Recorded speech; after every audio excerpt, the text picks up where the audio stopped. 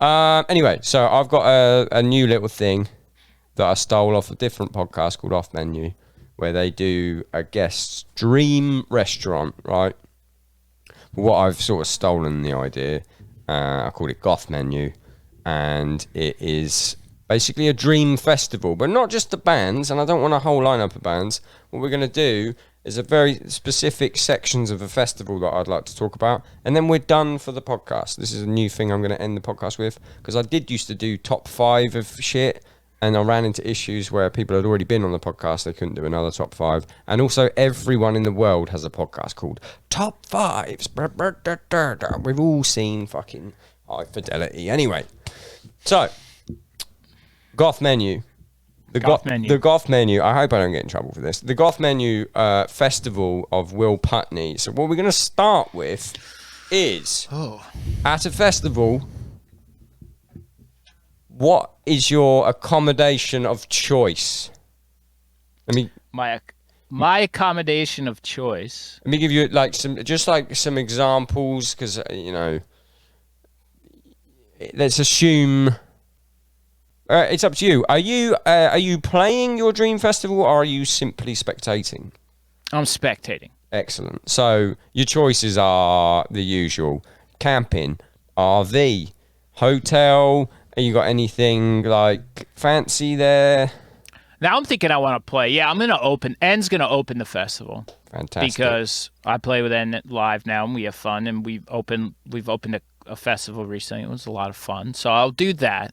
And I want my accommodation to be the scammed green room that we were able to commandeer for the entire Furnace Fest festival that just happened in September. How did you get that? What was it? We played a stage, and there was I forgot, the Furnace stage, and then there was a trailer that was supposed to be a green room, and it said the something green room, but it wasn't the stage. It was labeled wrong. Okay. And the bands kind of knew about it, but I don't know how we figured this out, but we wound up with a trailer for us, the 12 p.m. band that plays on the side stage for the entire festival for the weekend. It was fantastic. Leave our bags there, bring some friends there. There were snacks. They would just restock it for us all weekend. And then there was the occasional band that would come in that found the trailer that was playing throughout the weekend, but we just had the center of the room the whole time. It was awesome. What? It was just labeled end? No, it wasn't labeled at all. Oh, you just found it, you just walked in? Yeah, they didn't put a band list up or dressing room. We're oh, I think this is the green room. And then it turned into a green room. And then the next day we're what if we just go back there? There's nobody there, no one's... So we just had it again. It was awesome. Was there refreshments and stuff? Yeah, they kept restocking it. It was awesome. Like I said, there was a band or two that used it, but there was no a center area. No one knew. No. It wasn't. I don't know. Maybe they just didn't care. Furnace Fest was a blast, and they were very cool. But anyway, I want the trailer. That's the accommodation. Take it and the location, which we haven't decided. The trailer goes on the freight, and it goes to Australia. And we're playing. This festival takes place in Australia. Love it. Okay. In so Australia. My trailer. I'm in Australia. I'm getting warmed up, and it's going on first. Love it. I love it. Okay, so the next thing in the Dream Festival, what is your dream refreshment to have throughout the festival? You don't drink, so normally... Yeah, I don't drink, so... I'm a Spindrift guy. Hello, Spindrift. My name's Will Putney, Grammy Award-winning record producer, engineer, Graphic Nature Audio, and I've never seen Spindrift. I've never seen him reference the Grammy himself, which means he's serious Spindrift. There's also 15,183 people watching this. So, and if any of you work for the lovely people at Spindrift, I have an ear Oscar, and I will market your beverage. Send me a pallet. Yeah, but I'm a big Spindrift guy, so I'll probably just have a little case of these that somebody will just walk around with, and when I'm thirsty, they'll hand me one. A little case? This is a Dream Festival. You can have a massive case. You can have a custom fridge. I'm going to have... Someone is going to be there that's going to... If this is a Dream Festival, I'm not walking around anything. So the guy next to me is going to carry the Spindrifts, and if he runs out, he's going to go get more. The Spindrift guy. Yeah. Okay. What flavour Spindrift? Or you got a multiple selection? Multiple selection. Currently enjoying pineapple. Ooh, who wouldn't enjoy It's pineapple? very good. So yeah, we're in Australia. It's gonna be hot. I'll call it pineapple spindrift. Okay, so to be still in festival mode, this is the second time we've ever done this. It will be smoother by the time I've done this a few times. It's going good. You're doing all right. Thank you, mate. Thank you. Yeah. This podcast thing might work. So, okay, so your ideal, your ideal little gem find that you would find at festivals. So by this, I mean sort of a band that you've found recently that are quite small, that you'd like to have discovered at a festival, maybe like a little gem, a little tiny one, a gem. Yeah, I'm gonna go with two. Okay, I think this band is little. I'm not sure because they're new to me. I did recently discover them, but they're called LLNN. Have you heard this? Yeah, Copenhagen band. They kind of remind me of like End, if it was like in space. Spacey End. I love it. Band's absolutely great. What does the name mean? Because I don't know. I should ask them too. I think I've started chatting with those guys, so I'm gonna start bothering them a little more. Ooh, yeah, that's a great choice for that. I'll take that. Yeah, that's that little nugget where you leave and you go home. You're like, I'm glad I found that. And then 5 years later, you're like, oh, it's one of my favorite bands now. Do you know what my nugget of that was? You will love this.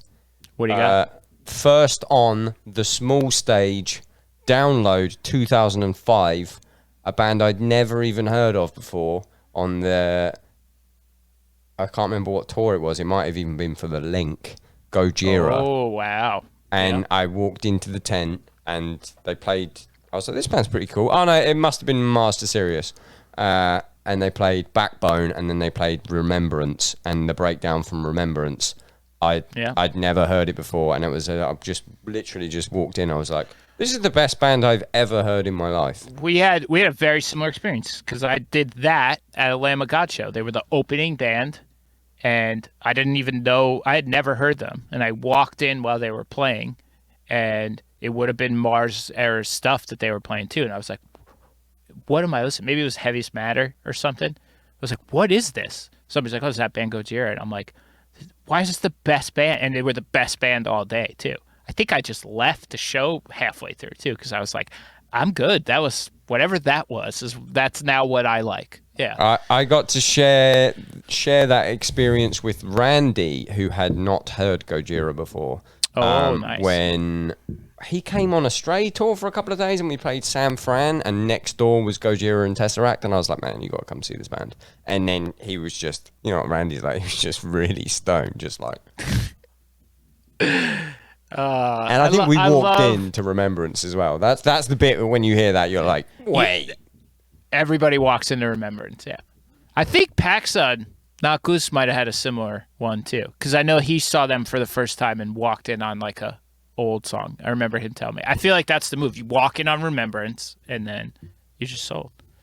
Maybe they just play it in like, I haven't seen them in a few years. Maybe they just play it like in every 60 seconds. They just do 4 bars of it in case somebody walks in. They just play the end of it now. I know, they just give you the breakdown with the strobes and just the bit that we want. Give me what I want. Yeah, it's the bit that we want. Okay, so then I want your headliners.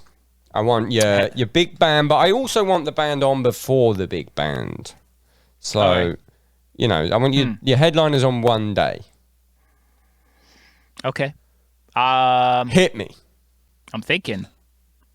Oh, you've got to decide actually the size of the festival. Is this a download-sized festival? It's a big fest. It's a big fest. I'm in a trailer. The trailer moves. I'm just driving through crowds with with my own green room. Floating above them. I got Spindrift guy. Yeah. All right. I would there's 2 bands that I would want to see in certain eras headlining, and I would like the openers to be more of like a slow roll into the day because I don't want to get punished all day at a festival. That's the thing. I don't want to hear 10 extreme bands in a row. I want nice music. Okay. And I want instrumental music. I just want to hang out, talk with my friends. Yeah. Or in my green room with my Spindrift guy. And maybe I'm friends with the Spindrift guy. Shout out to Spindrift. Maybe you actually got maybe you got a budget to hire your Spindrift guy. So they provided the drinks. Yeah, he's like a buddy that I pay. And he's totally cool that he's getting way overpaid. It's Steve. Let's be honest. Yeah. I'm paying Steve like 10 grand a day to be the spindrift be the guy. spindrift guy. He's And he's stoked. He's loving drinking it. them. I'm like, dude, you can have one too. It's totally cool. I know they told you couldn't, but like, dude, just crack one. I'm not gonna tell them. Yeah. Fuck yeah. Yeah. So, all right, I'll take a couple of instrumental bands that I like. Warm me up. Let's go. This Will Destroy You. Yeah, baby. Let's go Russian Circles, and then let me get not instrumental. Now let's get some vocals going. We'll get Neurosis in there, playing 90s era stuff. Okay. Whoa. 90s era stuff, but then do they have the Projectionist man back? So Projectionist, I don't care. I like You don't Projectionist, care? man. I don't care. I know it's cool. But I don't smoke weed. Yeah, I'll take the Projectors. We got a big show. Give me all the production. I'll take. Yeah, do Neurosis that favor. Give me ISIS doing Oceanic front to back just for fun. Snares off in a festival setting. I want to hear that. Yep. Fuck yeah. Wait, slow the fuck down for a minute. I saw Neurosis. I think I saw the last show Neurosis did. If anyone didn't know, they used to have a projectionist, like film fucking projectionist guy that was a member of the band, and he would project shit. And I saw them at Hellfest, the French Hellfest, not the fucking early 2000s Hellfest. And I saw him in the rain, and it was Neurosis, and then Emperor closed the stage. It was fucking awesome. Spooky. Okay, you're at Neurosis, but who's your... Now you got two big ones. And then I want, and me and you are going to differ here, but that's okay because it's my show, so I don't care. So headlining this Australian Paradise Festival, it will be Metallica doing Injustice for All front to back. Why are we going to differ? Why is that? Because you're so Black Album. No. I'm at the moment I'm Black Album. I'm actually I used to hate, but the reason I'm so Black Album is because I hated the Black Album until I was about 30. All right, so we're doing Injustice for All front to back with the Saint Anger snare tone blasting through the PA. Just give it to me. I want it all. I want to experience it live in that setting. Bass up, Saint Anger snare tone. Injustice for All. Why would you bother turning the bass up with? It